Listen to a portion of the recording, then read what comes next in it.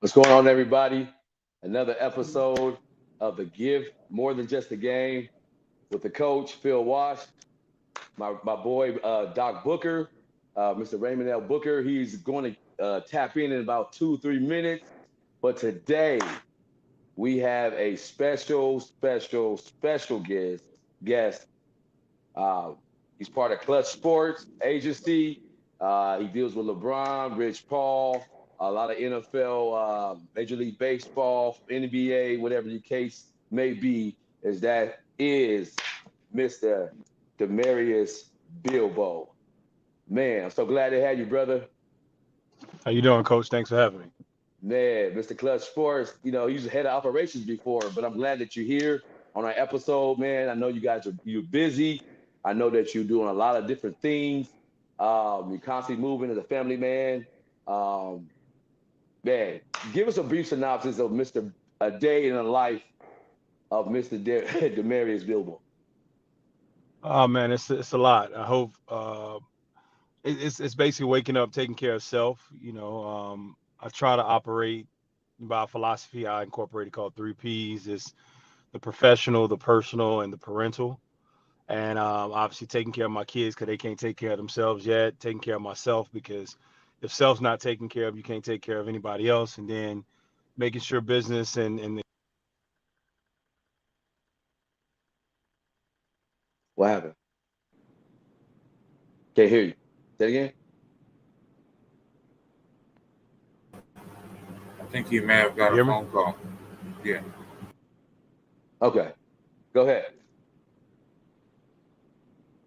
Somebody got a phone call.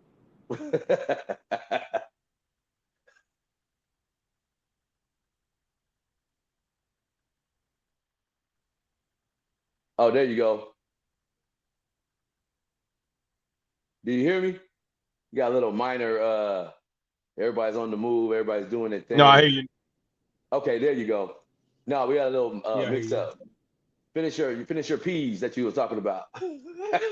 No. Oh, I said that the parental, the professional, and the personal. That was it. Just making sure self is in order and intact because if self is not taken care of, you can't take care of anybody else. And then the kids because they can't take care of themselves, and then the business individuals that trust you with their business in terms of the professionals. uh, the one thing I've noticed, you play college ball, you had a prominent career, getting to the next level. Emotionally, I'm gonna wait. I want to ask this question now, but I'm gonna wait till my partner comes on too, because we're gonna go a little deeper with these questions. When it comes to what you've accomplished, and it didn't pan out the way you wanted it to, your plan. Now, with God's plan orchestrating, what did you see differently in your maturity? Well, I just think being prepared for whatever and understanding that it is your creator that knows his creation. Sometimes we think we have all the answers for self, but we didn't create self. So if you truly believe and have faith in God and his plan for you, then you have to tap into him to know what that plan is. You know, Yeah, a lot of times just the male ego, we're the ones out here that's quote unquote living life, but we forget that life is through him. And if you tap more into him, he'll reveal to you what his plan is for your life. And I think the older you get, that's a hard concept to grasp when you're 15, 16, 17-year old and you're getting all the accolades and you're living life, through the eyes of an athlete and, people are praising you versus you praising the Lord and giving grace to him understanding that all of this is happening because of him. So I think my maturity came when I essentially moved out of myself and uh, stopped depending on myself and what I wanted for me and just asked God to show me what was best for me. And a lot of those times what you think is best for you isn't what he wants for you. It's what you selfishly want for self. So I feel like that the more I got in tune with him, with his word, and I'm still not perfected in it, but I do find peace in knowing that He is God in my life.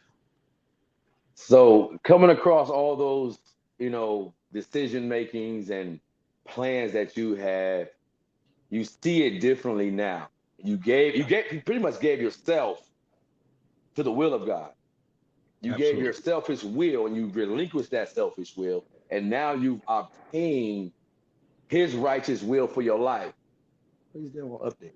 But the righteous will for your life. So moving forward and getting into Klutch Sports, getting into the agency and dealing with the kids that you deal with, uh, women, young men, what is your best gift that you give now that you didn't give before?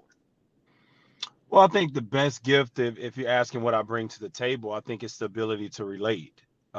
This could be such a transactional business when, everybody is in it for the money, for the contracts, but I feel that I have an obligation to help guys transition because it's only two transitions that happen in the space. I don't care what pick you are, what player you are, there's two transitions. There's a transition in and ultimately the transition out.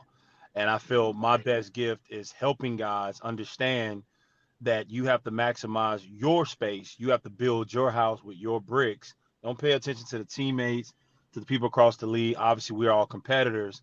So competitors do what? They compete, but you have to understand that your transition in and your transition out is yours and yours only. So what I try to do is help guys create their plan and ultimately, execute their plan because everybody's on a different time zone, time plan. Like it's kind of like I may leave this earth in 5 years, you may leave in 50. You know what I'm saying? So Wow. you have to pay attention to what your plan is and execute it and maximize it. And a lot of these guys in this business, because most of them are top high school, top college, just as I was, but when you get on that next level, a lot of your business is not in your control. It's controlled by owners, it's controlled by general managers and coaches, and they also have a business to run. So I always try to just help these families understand that the agent doesn't necessarily control, what you do on the field, but everything off in terms of the transition in and out, the agent can help you understand, the best way to move forward. Wow. You bring a lot to the table because it's more of the word help. That word help is not being productive. It's not being productive like it should be. It's no integrity. People, get away from the common denominator of the foundation. So what do you bring to do? What do you bring to the table as far as say if I brought my son to you and I said, "Hey, Bilbo, I need to talk to him, man. I can't do it. I'm a father. He needs to hear a third party. What can you bring that's going to enlighten his spirit and tap into his soul?" Well, I think first and foremost is added value. Even if you came to me as his father and said you couldn't do it, I would empower you to better understand it to do it. Because at the end of the day, he shouldn't trust me more than he trusts you. You've been there. Yeah. You helped bring him into this world. You helped get him to this point. So it's essentially creating a team around him, the internal team, which is his family, and the outward team that is his agency, right? And we all get on the same page. And when you're talking about these young men, because they have money, they usually think they have answers. They usually think they have power. He And said it right there. have no education. So what I would bring to the table is first the team approach, your team because you guys are the ones he trusts and have gotten him to this point, and my team because we are the experts in the business. And then we educate the people he trusts so that everything can be equally yoked and all of us are relaying the same message to accomplish the same goal. So it starts with Wow. the team approach and then it ends with education because I always tell these guys, and my grandfather told me a long time ago, you give a fool $1 million, he gonna be broke at the end of the week. You give a smart man 100,000, and he gonna be that millionaire. So a lot of these guys are operating with no education, no structure, and really no team, and that's where you see a lot of the problems happen. You and I had this talk for about 2 hours this past year. I think I was walking through the house, and you and I was talking about the structure. Uh, Hold on real quick. I got a call. Caleb, our engineer, tap in with Booker real quick. He said he didn't get the invite, so do that for me real quick, Caleb. Sorry about that. About our business partner, he just logged in. He's a therapy profession. He's a doctor. He's going after his all his clinical information and everything. So all his certifications and everything. So Amazing. He's gonna tap in. Yeah, he's doing a wonderful thing. Him and I mentor a lot of kids and tag team. So I said you and I talked about this past year. We had a long conversation. I'm walking through the house. You're doing your thing. We're asking about certain athletes, talking about certain guys. Uh, you brought something to the table for me though, and you said one thing about our athletes, they don't have financial literacy. And I remember you discussing that. And I was explaining to both of my boys, and them and I just had this conversation about 2 days ago. But what you brought to the table, there we go. That's Dr. Raymond Booker, my partner, my ace boom coon. That's Damarius Bilbo. Hey, Booker. How you doing? How you doing, man? Man, I heard a lot about you. So What's going on? Happy Sunday, man. Happy Sunday. You too. Happy Sunday. Go ahead, Coach. I'm sorry to interrupt you. now this is about to get juicy. So now, when you talk about the financial literacy that us athletes do not have, what does your team? I know Rich Paul, and that team, and what do you guys bring to the table that is so different when it comes to tapping into uh, our not black culture, but our ethnicity? Well, I think it's first and foremost getting you comfortable with working with people that look like you. I think that's always because you think about most of these guys when they get recruited, when they go to these universities, you know, even in the NFL, that's why they have the Rooney Rule to give us an opportunity to have some of these positions of leadership. And I think when you get to these big colleges, you rarely see, us in leadership roles, whether that be head coach, ADs, and NFL general managers. And then when you go to these financial institutions, it's kind of hard for us to trust someone that looks like us. I had the same thing from a baseball advisor to my football agent. They didn't look like me because I didn't see Mm, it. I didn't see them approach me, from that standpoint. So I think what we bring to the table in terms of financial literacy is number one, you have to educate yourself, and it starts with the mindset. Most of these young men, I'm 41 years old, and I've still had financial issues, whether it be with my advisors who I trusted, or whether it be just by things that I didn't understand. Nobody's asking you to be the expert, but you have to take a little time out to educate and protect yourself. And what we do, we hold each other accountable. Like, are mm, you trying to be famous, or are you trying to be someone who's going to live this lifestyle and not have to downgrade once you leave your professional sport? So it all starts with telling guys what they need to hear and not what they want to hear, and really training the mindset. And we always tell our clients, we usually get them when they're 20, 21. We're not here to represent you as a 21-year-old, 22-year-old first round pick. We're here to represent you as a 30, 31-year-old father, family mm, man, and retiree. And the only way we get you to that point is because we want to represent you with the end in mind. We don't care about today, as much as we care about 10 years from now, because today you're in the bubble, and when that bubble gets popped, when your career is over, when the checks stop, that's when you're going to really need us. And nobody is the same at 25 as they were at 17, or 30 as they were at 25. We all evolve, and we want to help them with that evolution. And I think that starts with tough conversations.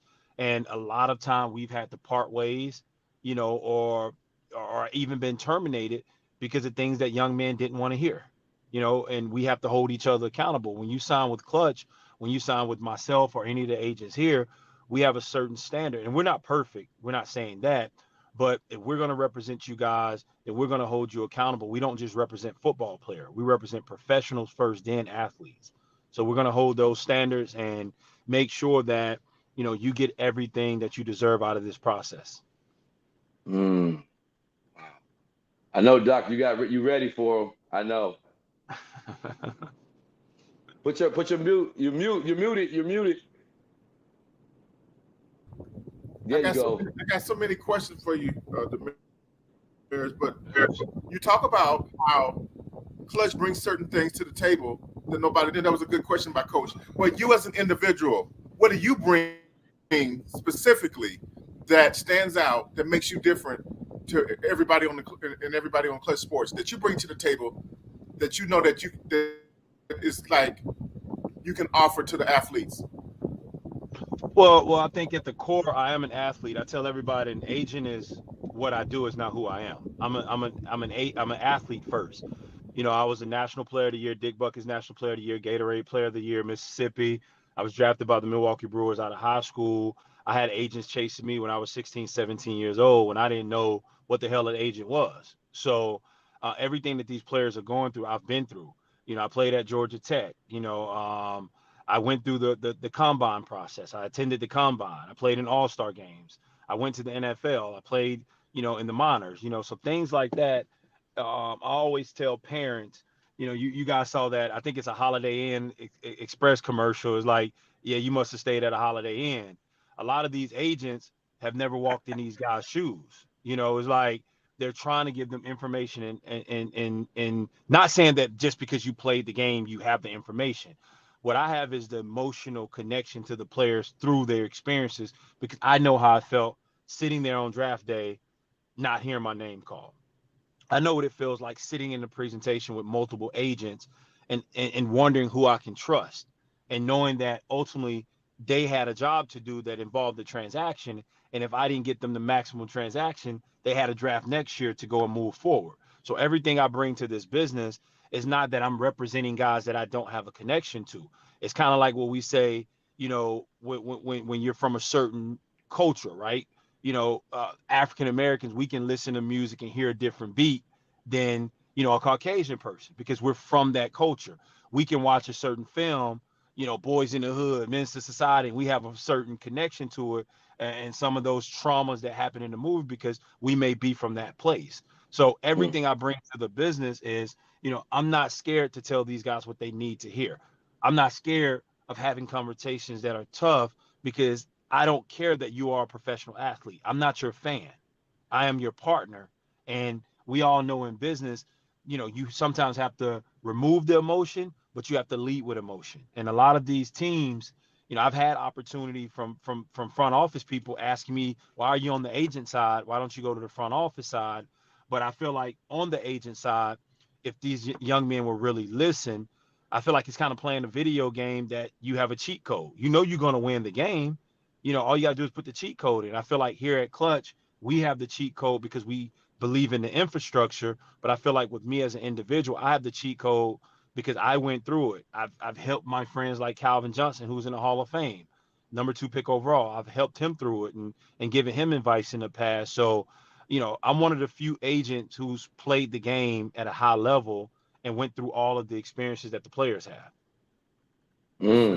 Point. That's a good point, because in mental health, hey, Doc, if you got Doc, real quick, you got a fan. It's blowing in the mic. Can you move the fan? Okay. Yes. See, Bilbo's hot so out busy. here, man. I don't know how hot it is in the studio. Hey, we can't be in the studio today because Bilbo's so busy. We gotta yeah. We gotta move around, man. We gotta get him when we can find him. We gotta get him when we can get him.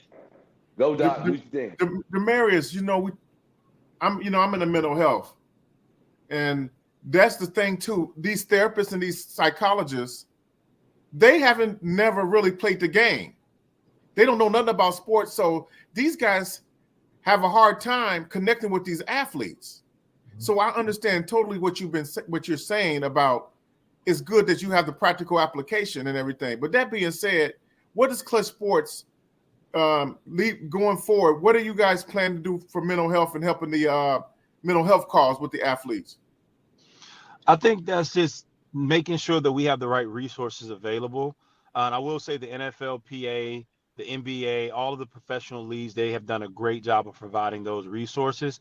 I think for us as individuals who work aside these players as our partners, is more so making them feel comfortable and not ashamed to go get help. Because we hear a lot of their dark days.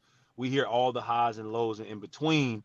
And a lot of the time, these big, powerful, strong athletes physically are weaker in the mental. And sometimes they feel that I'm not a man, I'm not a professional athlete, I'm not, a superstar if I go and cry on somebody's couches. That's what they feel like, but it's like, no, you're actually a bigger man if you go address the mental. because I saw Antonio Brown, I think, on the pivot, and he was saying we all have trauma. Everybody has trauma. As white, black, African, Indian, Asian, we all have been through something that shapes and affect the way we are. So I think here at Klutch Sports, it's just really showing the guys that we care enough to push them in that direction if it's necessary and needed. And obviously, to keep it confidential, but also let them know that, don't be ashamed to go and get the help, because we all have needed to sit on someone's couch and get the necessary help to ease the mental. Yeah, that's pretty good. Damarius, Coach and I, man, we doing the same thing. We doing the same thing on a college, high school level. Mm-hmm. We're doing the athletes, and some of these athletes have been molested. Some of these athletes, it's people don't understand that just because you wear that helmet, and just because you this big star, that doesn't make you immune to what has happened. That being said, Damarius, these athletes are now under a lot of pressure, a lot of things that's going on with the NIL, with everything. How are you guys looking at with the NIL? Has that been a game changer for you as agents, or are you kind of still getting to evolve and kind of get used to it? Well, pretty much every question you guys can ask me, I'm probably going to start and lead with education. I'm big on that, hence the reason I went to Georgia Tech. But I think with this NIL thing, I love the space that is created for young men now to not have to rush and make a decision on turning pro, and having some of that income to be able to, help mom and send money back home, and even allowing the family to be able to travel and come up and see them. Because I know, my mom lived in Mississippi. I lived in Atlanta during college, and there were games where my mom couldn't make because she didn't have the funds to travel. So I love what the NIL space is doing. I think that there can be more structure.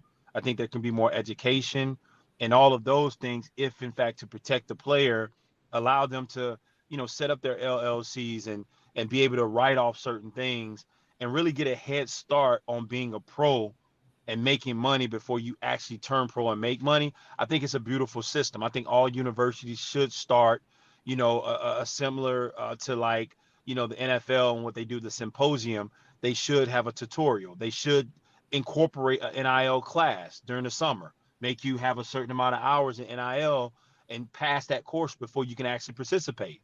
Because there are things like taxes. There are things for, the athlete that can be detrimental to him if they don't do it right. So I do love what it's done. It has been a game changer, not just to Klutch, but to all agencies, because it allows you to build that relationship and add value early. Now, just as it's become, a help, I think it's hurt a lot of kids and it's hurt a lot of agencies too, because sometimes, we as agents, we get the whole salesman tab, and a lot of times you can overpromise and underdeliver.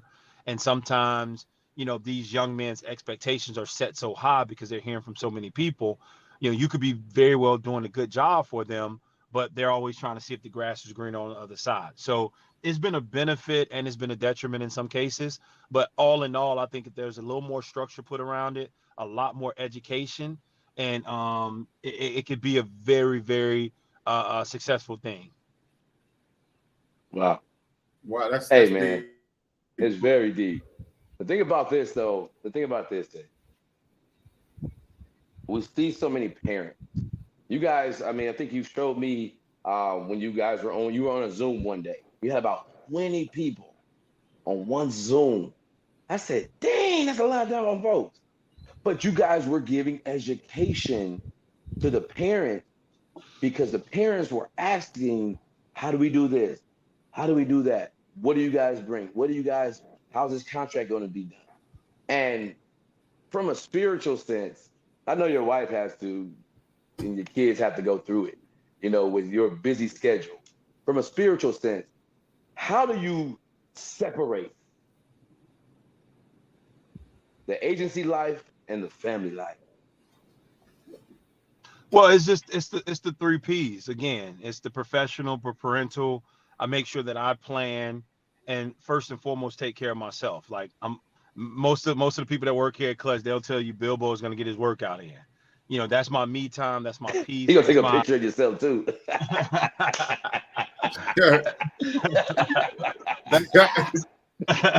Hey, you low blowing on a Sunday, man. Come on, man.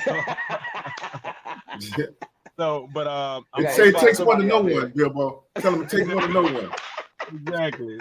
So I'm gonna make sure I get the me time in. I'm gonna make sure my kids, there was a lot of times when I first got into business and I was starting and I was traveling. My son, he's 16 now, he's a big time baseball player, and when I was first starting off, he was a young one, and there were times where I would leave and I'll come back home and his mom would say, you missed this, he did this and he did this. And I felt so guilty, but I know what I was doing was, to make his life better in the future. But I've come to the point now to where, a lot of these athletes, they're different. They've changed. They are selfish in a way that I've never seen before. And a lot of times they don't care about your family. They don't care that you have a son that's playing in a championship game or, getting recruited or, a daughter that's in gymnastics and stuff like that and have recitals. They don't care. So I just have to make time and make an importance and set that standard early that, my family comes first just as yours does. And there are some things I'm not going to be able to be at every game and be in the stands. And that's the worst thing about football because I enjoy church, and I have a spiritual life and football is played on a Sunday, and it's things like that you have to make sure you make a player understand is that I do have a family. I'm a father first, because that time clients will leave you sometimes for no reason. You wake up one day and you be like, hey, I'm gonna go in a different direction. I'm like, man, all the time, energy, and effort I put into you, I don't get back. The one thing I know right now, my kids can't leave me. They just can't wake up and say, I don't want to live here anymore. It don't work like that. So I have to make sure that time is being balanced and I'm not missing out on important moments in their life because I don't get that back, regardless of who the client is. And now I respect every client. I respect their family. I respect their business and them trusting me. But I would need that equal respect back in terms of, hey, this guy is a father and he's passionate about parenthood, so I don't expect him to be everywhere every time, something happens. Like I was at one of my clients' weddings, Javon Dexter, who played for the Chicago Bears. He got married last Friday and my son had a baseball game. Now I looked at the wedding and I looked at the baseball game and I was like, it was the first round of a tournament. It's not going to kill me to miss that game, right? But Javon hopefully won't get married again. This is his one and only time getting married. Yeah. So I balanced him. And then as soon as that wedding was over, I flew back to Atlanta to go to Montez Sweat's first annual camp. It was the first time he ever hosted a camp in his hometown, which is here in Atlanta, in Stone Mountain. So I was able to balance that, go to the wedding, go to the camp, and then make my son's second game, that later that afternoon. So it's really just assessing, and looking at, okay, the importance, all of this important, when you're giving your time and somebody else is utilizing their time, but it's really just like, can I miss this opening game or can I miss this guy's wedding? I'm not going to miss my client's wedding, because this is a first and a new experience to him. So, it's just about having the right balance and also communicating, hey, I would love to be there, but this is what's going on. And a lot of them are understanding, a lot of them aren't. So it goes both ways. See, you're dropping so many nuggets right now because there's people out there that are going to listen, and there's people out there that are going to need to, upcoming agent, up and coming guys who want to, or women who want to be agents. Now you guys are signing a lot of guys. You guys are really signing a lot of guys coming up. What right now in the agency world do you see the difference between basketball players and football players and how you conduct yourself with them? Say that last part again. I'm sorry. How do you deal with the difference between NBA players, NFL players, and how do you conduct yourself and structuring their contracts, or how you deal with them differently? Are they different in a wider scale? I mean, in a bigger scale, as far as attitudes or the way you conduct business with them? Oh, I don't deal with NBA players here at Klutch. That's Rich Paul, Andy Miller, Lucas, and those guys. We have different departments. Now, we all as agents work together, and we share the different, experiences in terms of recruiting and stuff. But the NBA contracts and the NFL contracts are completely separate. There's no such thing as a comp to an NBA and an NFL contract because you're dealing with fully guaranteed money and such. Now the personalities and things like that, you're essentially still dealing with young multimillionaires that all need structure and all need education. But I don't deal with the basketball contracts here at Klutch. You say you deal with baseball, huh? No, I deal Baseball? with baseball with my son. We just we Oh, nice. acquired we acquired Rep One baseball, and I was a baseball player, but we acquired Rep One baseball, brought them over to Klutch, and they have a phenomenal group of agents, both international and here in the U.S. Oh, Hey, nice. Damarius, I got a That's real nice quick for question that. about baseball, man. And growing up, baseball was my first love, man. I love Yeah. baseball, but it left the black community.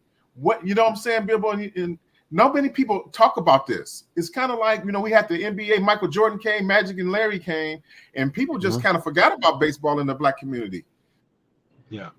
And so the writings on the wall where the major leagues went overseas and they're getting other players from overseas. What do you think we should do as a community? What happened? And tell me what happened, and what do you think moving forward is the future of baseball in the black inner city? Because Compton had got this nice little baseball thing that they tried to do to. I guess it was something. I guess the major leagues threw us a bone, but that's not enough to me. What do you think? Yeah, I think that's one of the sports that you have to have the most resources in, because it's so many games being played, and baseball is one of those sports that the skill set is improved by the more you play, right? You need the reps, you need the at bats, if you're a pitcher, you need to be throwing. And that's why in NFL, you only see one game a week. There's no way in a contact sport you can play multiple games a week. And in basketball, you see a couple of it, but in baseball, you might see 3-4 games a week. So when you're dealing with the youth levels and the teenage level, you're going to camps, you're doing the tournaments, you're buying. I know this year alone, I bought my son 2 wooden bats and 2 aluminum bats, and them things are $300-400 a piece, including 2 or 3 gloves. His tournament fees, the uniforms, the fees for his travel league. I mean, you're talking about the average family may spend, and I'm not making this up, you're talking about possibly $1,200 a month in some cases between travel ball in the summer. And it gets very expensive. So when you're talking about these inner city kids that don't have the resources, they're looking at football like, shoot, I pay one fee, get one uniform, and I go out here and bust some heads. Basketball, I pay a fee, I don't have to worry about all this. Now, all these things have expenses, but baseball is probably the most expensive sport on the youth and a lower level in terms of travel ball. So I think MLB has done a great job. I know they have the facility out there outside of Orlando that they've put a lot of money into in terms of African Americans. But I think that sport just needs to, pull more resources in to bring us in, because a lot of these kids, offer scholarships, offer, certain financial resources to families that can't afford it but are interested in the sport, because it gets very expensive, and a lot of these young men can't keep up with the finances that it takes to stay involved in the game. What made it so expensive? Because back in the day, Damarius, I mean, we had all the athletes, back in the 80s and 70s and 90s. I mean, I know money is a thing, but they didn't have any money either back then. Well, I think they was more broken. I mean, I can say money, but I mean, these high schools and leagues aren't putting money they're not helping the athletes. There's no incentive for brothers to get into it because they don't feel like there's, like I agree with what you're saying, but back in the 80s and the 70s, some of them guys was flat broke. And they still, made a way for the game. I'm just really angry about that. I just really wish we could have more representation with baseball. Yeah. And is Rich Paul thinking about that in a way of trying to get something going, or how does that work? Well, he just said they got Rep One. Yeah, they went out and bought Rich went out and acquired him and Andrew Thal here, who's the head of UTA Sports with Rich co-head, and Andy Miller. They went out and acquired one of the best baseball firms in the business, Rep One. And we had dabbled into it before. Myself and Rich, we had signed Tim Anderson of the White Sox before. He was over at Klutch, So I think Rich, he wants to get involved and improve anything, regardless of sport, right? So the beautiful thing about Rich, he knows what he knows and knows what he doesn't. And if he doesn't know, he's going to go out and get the best people to do it and do it under the Klutch brand. And that's what he did with Rep 1. So you'll probably see a lot of changes in baseball. And I know it always starts with the top up. The people who have the resources have to be willing to, delegate them and pass them down and not hoard the resources. And I think, that's something that you'll probably see some changes in real soon. Obviously, nothing is fixed overnight, especially when these problems have been, around for decades after decades, where, usually the underprivileged are the ones that are underserved mostly. So hopefully we'll see some changes in that area. Hey, next is going to be flag football. Man, this thing is crazy. My daughter just made the football team. I'm like, you run track, and now she done had 2 interceptions in one day, and the next day she had a pick six. It was crazy. I'm like, what? So that's flag amazing. Football is up next. Get that about another 5 years. So, yeah. I see they just got it in the Olympics, so yeah, it may be quicker than 5 years. It's an Olympic? Flag football is in the Olympics. Yeah. Okay, yeah, we going ham on this one now. My daughter's a business. Damarius, what surprises you about the whole free agent in the agent market that you're working in? I think sometimes it's like, and it's changed. Like you have a lot of African American agents in this business, but it's still sometimes, you don't get the same grace from some of these families as, your white counterparts do. And it's been said a long time ago. I came in this business, like I was represented by a white man, and, I didn't really get recruited by an African-American agent. I think at the time, the best one was Eugene Parker. And I definitely wasn't the type player to be on Eugene Parker's level when he got Deion Sanders and all these guys. But, I think sometimes you'll go, and that's why I appreciate Rich, Paul, and Klutch, because Rich is the only African-American CEO at a major sports firm with Klutch. I don't think there's another sports firm to our level in terms of the big 3 to big 5 that have an African-American CEO, so it's sometimes, you come in and you have to, almost overemphasize, and none of us want to be hired because we're black and, we're African-American, and then you want it off your merit and the fact that, yes, I can relate to you, but I also can do the job at a high level. So I'm still shocked at, some of these families will go with someone that doesn't look like them, that doesn't care, that's only there for the transaction, and then become surprised when or if their child doesn't make it and that guy turns his back on them. It's like there was no relationship there anyway. There was no care. There was no understanding of where you guys were from and what was on the line. And a lot of these companies have kind of smartened up, and they've put, the African American is still a white company, but they put the African American out there to go and build a relationship and paint him as he's not the guys that's making the decision, But I think here at Rich's agency here at Klutch, we know who's the leader here in terms of Rich Paul, but he's empowered people like Nicole Lynn to take high level leadership roles, myself, and the rest of our staff, and just even the playing field, so to say. The biggest thing, like he asked a question about that. You're right. There's a lot of people don't look like the other person. And I think that it goes off of what is being said to that athlete. And friends and, hey, man, this is my guy, man. He's done me right. He's did this. But there's no going into the depths of who really has my back. And I don't really think that they understand that you have to shop around a little bit. I'm just not going to listen to the first person that brings me a pitch. Right. I got to shop around to make sure that this person really has my best interest. Right. Yeah, because a lot of us as African Americans, we go by emotion. We go off a lot on emotion. And when you're desperate for money and you haven't had anything, Damarius, that white guy looks really good. You know what I'm saying? He looks pretty good. That smiling white guy looks really good with some flashing money. And so what the thing is, the distorted thinking is called distorted thinking. The distorted thinking is when they see you, Damarius, when they see an African American, they think someone's trying to take from them. But when they see the white guy, they look at say, hey, he's trying to give me something. Tell me your response to that, Damarius. Hey, that's big, bro. That's a big move, man.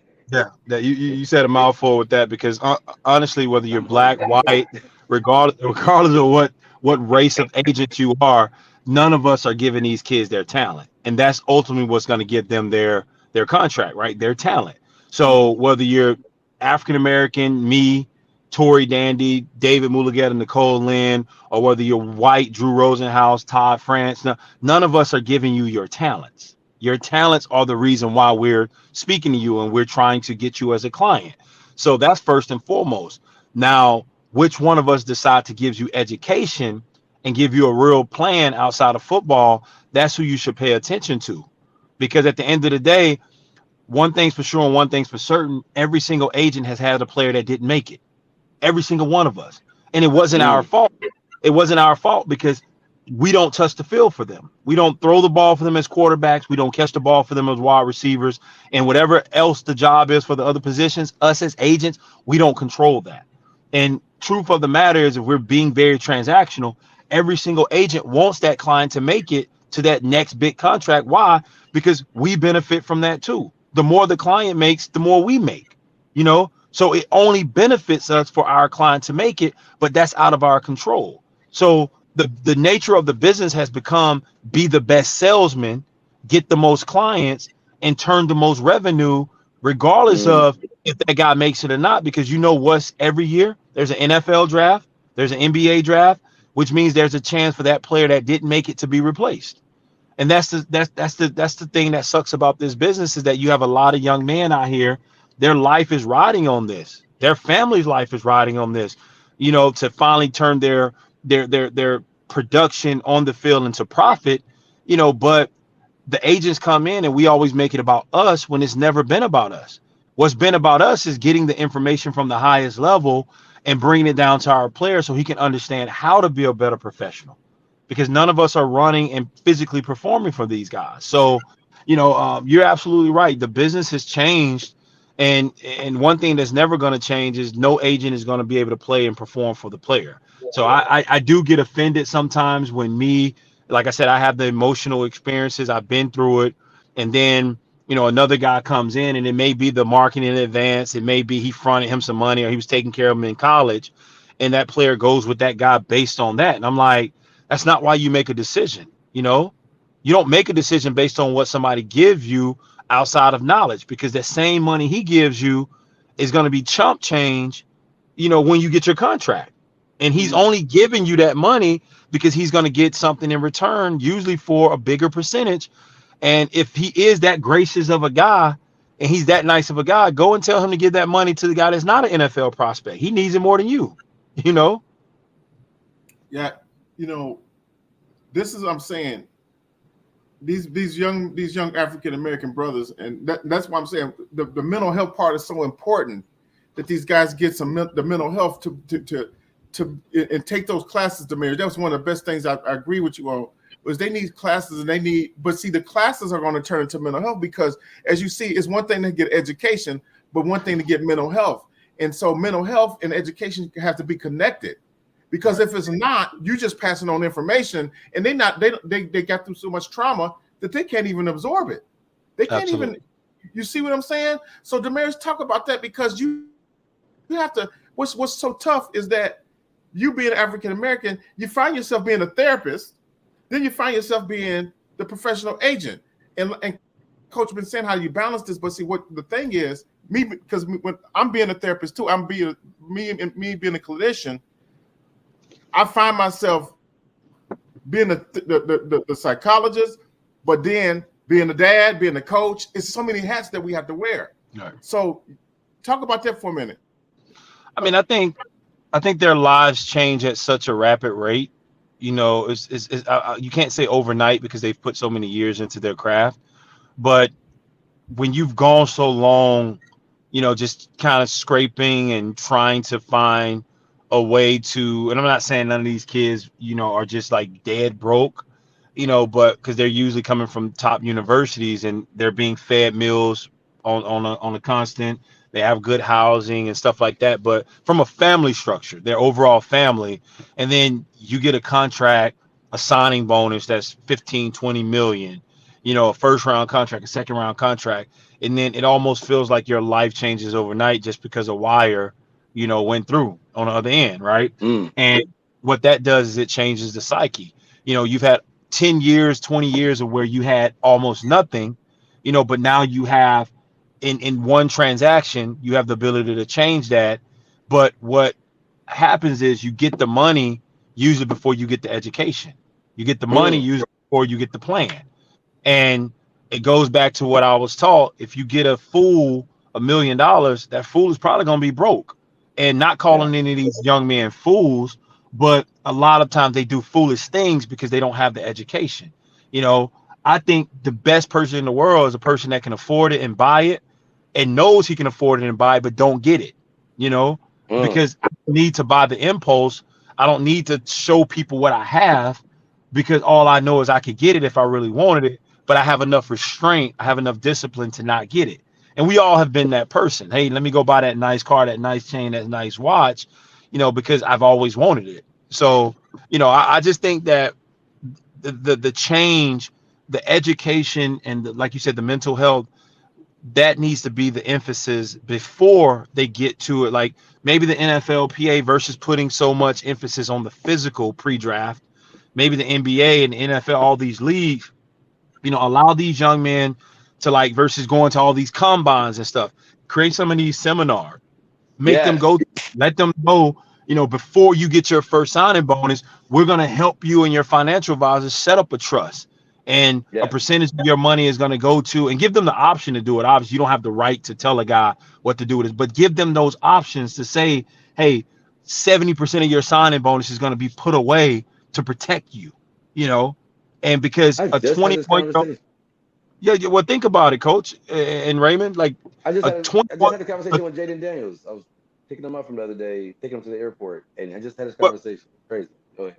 Well, think about this. A 21-year-old's decisions are completely different from a 26-year-old decision. Every last one of us, whether it be the girl we dated or married or married us or the car we bought, we always usually have regrets down the road because we've smartened up, right? You're 26 and you're looking at things you did at 2021 and you're like, man, I wish I would have.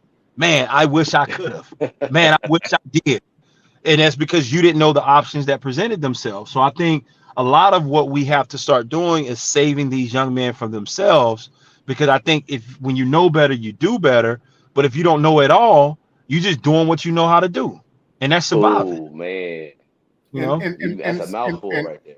Everybody, Damarius, a lot of societies have taken advantage of the African American culture because of that, because we don't know, and we don't want to know. You see what I'm saying? It's one thing not to know, but we don't want to know. So it's like taking the horse to the water, but not making them drink. But what I see with you, Damarius, I see with enough education and mental health, you can make them thirsty to drink. Absolutely. See, that's the thing. We have to make them thirsty. You see what I'm saying? So we have to go a little bit further. And that's what I see what the other agents are, maybe not doing. The other therapists and the other psychologists, they're not doing that in the profession. They're not the ones that don't look like us. They don't know how to make them thirsty. They don't know how they get stuck. And they look at a guy like me and they want to copy my stuff. But you can't copy my stuff. Oh, yeah. Because you ain't been through my stuff.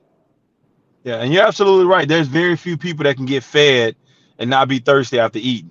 Everybody, usually when you eat, when you take that big bite or you're eating for a while, you're going to want to drink to digest it and just quench that thirst, like you said. So, yes, I completely agree with you. And the one thing, too, though, there's not enough of really sitting down with these young men and having these discussions about just life. A lot of things just go on with social media. Everything social media preaches and teaches. These kids get wrapped up in this is who I am. This is who I am. This is who I'm going to be. This is the right way and the righteous way to move.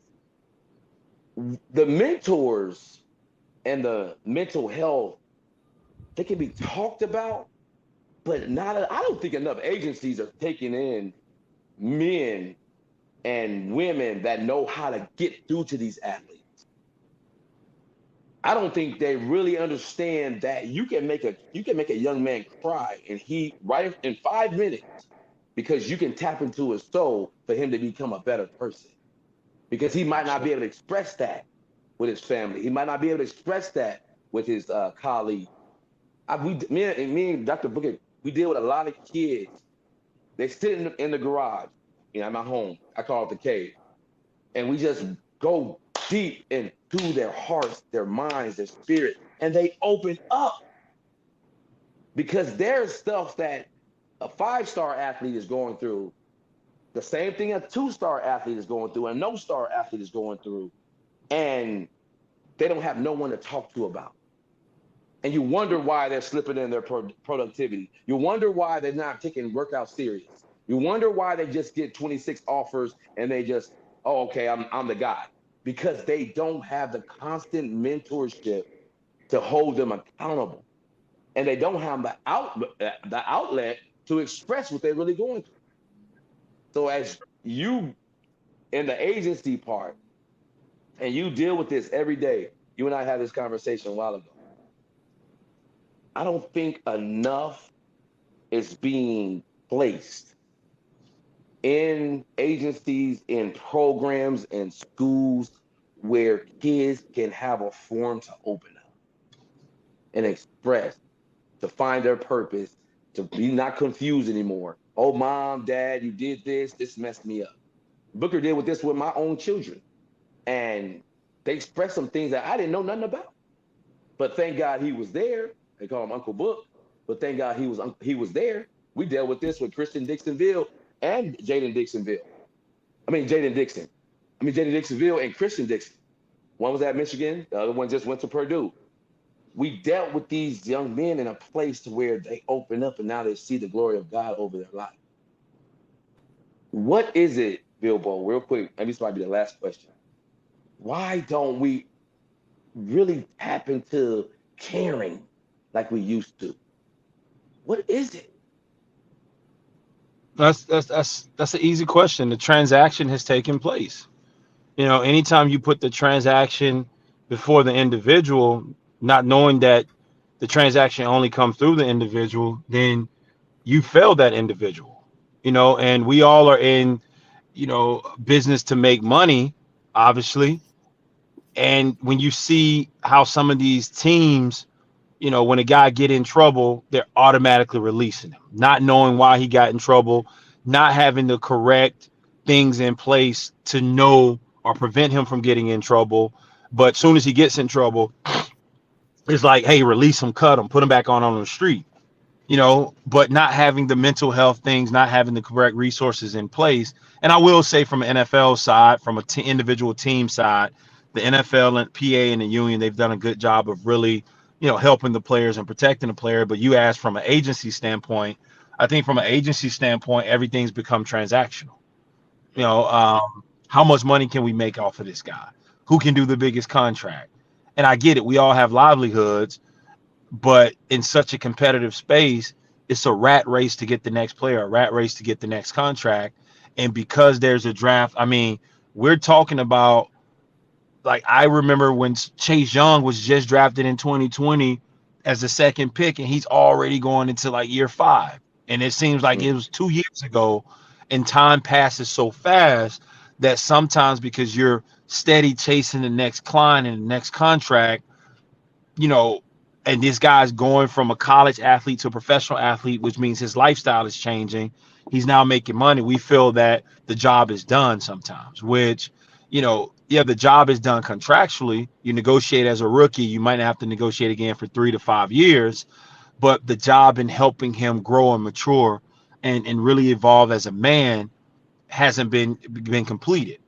And I think the same emphasis we put around the physical, we need to put around the mental. The same emphasis and resource, because you see a new training facility, a new training technique, a new DB coach. You see that junk pop up every day. Somebody has a new method, a speed. Go ahead. You don't see the mental health though. You don't see You don't see the mental health. There's no balance. You see, I'm telling you this, and it hurts my soul because Peter and I are so passionate, and we know but we deal with this on a daily basis. I mean, parents come by the house, sit down, this stuff is recorded on Twitter, and I don't want the eyes for it, but these kids be hurting, man. These families be hurting, and they just cover it up with some fun game. I just had a conversation with C.J. Strong. We were at the park and he was in town, and he was breaking down some things, and we went him, and we went down to the depths of it. Can you hear him, Damarius? Open up, speak to you. I can always open up and speak to you. Ted and Daniel saying it always feel comfortable opening up, because now when you get higher echelon, everybody's coming at the snakes for being seen, and everybody's like, "Oh, my friends since 10 years ago," but being called. So now you have to have discernment. You have to have the eyes open to where their productivity is not based off of helping a friend. Their productivity is saying, I have to have the right circle for my spiritual nature to grow and become mature. That's what I love about Ray Lewis. Ray Lewis went from some time when he was young, and he got around a certain mentors that poured into him, and he never forgot that. He never, in his Hall of Fame speech, he said, Rex Ryan was the one that believed in me when I didn't believe in myself. And I remember every word you said to me. That carried him in areas that you don't even know. And that's why I was talking to Vic Entway, which is Mark Perry's agent. He's my buddy. And we were talking about this to the depths. And that's how we lose a lot of good players before they even hit their peak. Because they have no one to talk to. Yeah. Oh man, don't let me. I'm about to feel Jesus up in this thing. Damarius, let your people know we here to help. Anything you ever need, Damarius, from us. Don't call me. We about to save some souls. Yeah, let us know if you ever need anything with athletes. You need anything with one of your athletes. Anything, we specialize in this, man. That's what we do. Sit down, man. We let God move in this, and we're not egotistical. We're not prideful. We just know that God has used us. I mean, my own sons can even tell people. We might start putting this up on Twitter. You know what I'm saying? Because at the end of the day, there's a lot of kids that are hurting, and a lot of kids went through a transition of growth. They don't even know if they had a father in their life or not. They don't know what they went through that sophomore, junior year that we know. Right. And that kid is still struggling with that, but he's using the money and the fame to cover it up. Why do you think most athletes become pastors and ministers by the time that they're done? Because what? They were following a dream, but their calling was for ministry. Oh my God, I feel Jesus. I'll get me started. Go ahead.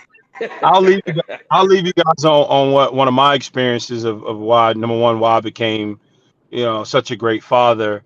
I grew up I met my dad twice. I met my dad when I was 11, and I met my dad when I was going through the recruiting process, trying to decide, was I going to go play baseball or was I going to go to college? I get a call, and my mom was like, somebody's on the phone, and I thought it was a recruiter or something, because they were talking about, hey, go play baseball, don't worry about going to college. I'm like, who is this? He said, I'm your dad. And so I tell my mom to pick up the other end. And I said, this guy's saying he's my dad. And she got on and she asked him a question. And I was like, yeah, that is your dad. And so I hung up the phone and committed to Georgia Tech like the next day, just because I wanted to not take his advice. But that could be traumatic to somebody, not growing up with their father. I remember there was a story with Terrell Owens, and I played with T.O. in Dallas, and they was like, he lived like right down the street from his father or something. And around the corner or something like that. Yeah. Right around the corner. Yeah. And it's like, that could be true. But what that did for me is my grandmother taught me a lesson. She was like, your father is your temporary father. Your heavenly father is your forever father. And just saying that, even though it was somebody, I'm like, I ain't never saw Jesus, but I ain't never saw my real father either. So it's like the same thing. You know what I'm saying? So I think with most of these young men, the order and balance is out of whack. You know, you chase football, you chase academics, however you do it. It's the academics, it's the football, it's the fame, it's the fortune, but it needs to be the father and the faith. When you put that at the top, because sports will fail you, football will fail you, basketball will fail you. You know, everything will fail you, but there's not a time where I've looked at the word or went in seek and haven't found. Every single time I've went to the Bible, every single time I've read one of my daily devotionals, every time I've tapped in there, I've always got what I was looking for. And the craziest thing about it is, you know, I won't see my maker until I leave this earth, but it's like I need him more while I'm here because it gets me past the constant disappointments, the constant failures, and what the world expects out of you. So I think what we need to just do as men is realign these young men and have them more faith focused, have them more father focused, and then everything else will position itself under that. You know, when you come in under the Lord, it can't. But when you put anything before him, you know, those things are gonna fail because you're out of order. It's out of order. Wow. We can leave You know? on that one, man. You know what? We can real go quick. all day. Any conferences you guys have, anything you know, any mental health things, let us know, man. Absolutely. If you guys so we can. Yeah, if you guys could just get me the information, I'd love to share it throughout the agency and really throughout the league, man. I think that's such a, especially on the level, the grassroots level, you know, the younger these young men start hearing mental health, because most people, you think about it, by the time they're 15, 16, 17 years old, they're young adults, they hear mental health, they think you have a problem. You know, that's not a problem. It's actually a solution. You know, so I think the earlier you hear mental health, then you'll address it, you'll appreciate it, but you'll actually pour into it when it's needed for yourself. Because I'm telling my son's 16 years old, and I know there's something, like I've had a very open relationship with my son, but I also know there's some things he won't tell me. You know, so I actually have a friend. I have a friend that I have my son make my son call. You know, and I don't know what they talk about. You know what I'm saying? They can be on there saying I'm the worst father ever, but I don't want to know. That's between y'all two, because that's kind of like his older, like an OG, but a guy who he respects to tell certain things about me and his relationship that can help. And then he won't come back and tell me the exact conversation, but he'll tell me in some ways to work with my son. That's my son's similar to mental health. That's him going to speak to a counselor, to speak to a therapist. So anything you guys have that I can share, that please, because I've seen it's made a difference in my son. Because what I didn't want to be was that father that was putting too much pressure on my son, you know, trying to make him be something that he didn't want to be. And a lot of us can put those things on our kids and we don't even know. We just want them to be successful, but we push so much on them that it kind of rubs them off and it kills the relationship. And I didn't want to be that father. So anything you guys have that I can share across the industry, please do so. Oh wow. And vice versa. Vice versa. Absolutely. Bilbo be texting me all the time. Yeah. So hey, thanks. Hey man, you know what? You've been a great guest. I felt like we about to go eat some biscuits and eat some Popeyes right now, because we just had church and we just we just blessed one another today. Man, Bilbo, you become a friend of mine. You know, you text me about certain things, about certain players. I'm always gonna help. I can't make miracles, but I've always helped, you know. But we really want to tap in back with you real soon through email and all that kind of stuff.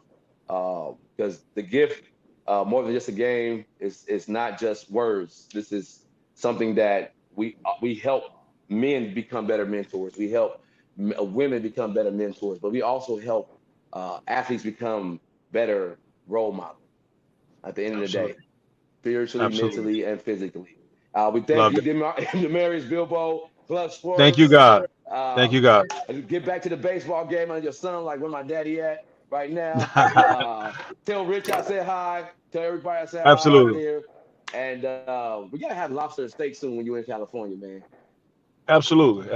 Yeah, I'll let you know. Sit down. So we're gonna tap in with you with our stuff. God bless. Our CEO, Big D. Well, oh man, you got me on one right now though. I'm just it's just blue podcast lounge in city of San Bernardino. We'll usually be in a studio, but today we're from home because you're on the road. You're with family time. So we love you, man. We keep doing what you're doing. Keep blessing. Doc, you got anything real quick? Nope. Just keep fighting. Keep being a soldier, Damarius, and let us know what's going on. We can help you with anything in Atlanta. We're going down. We free to travel too, man. So we just want to be part of this. Whatever you got going. Yeah. Absolutely, man. God bless you, brother. Thank you again for your time. More than just a game podcast. Hey, we out. God bless, Bilbo. Love you, Bilbo. God bless you guys.